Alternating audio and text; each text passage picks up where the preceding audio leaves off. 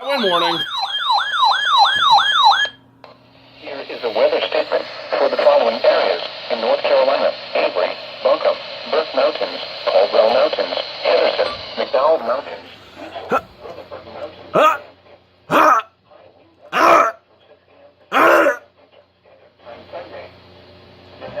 Hold on.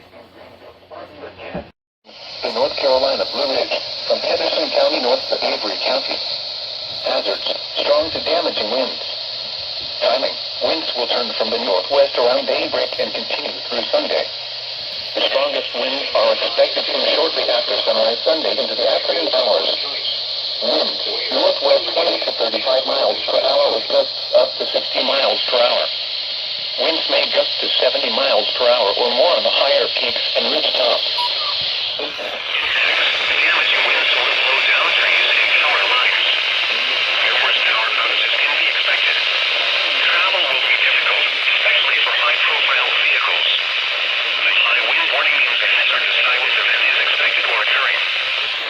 Winds of at least 40 miles per hour or gusts of 58 miles per hour or more can lead to property damage. Please report damage and winds by calling the National Weather Service toll-free at 1-800-267-8101.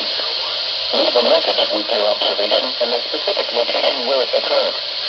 You can also post your report to National Weather Service Greenville Spartanburg Facebook or Twitter report using hashtag NWSCST.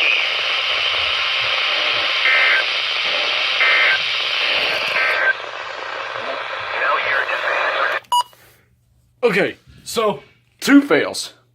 1, I accidentally had the camera on selfie. And 2,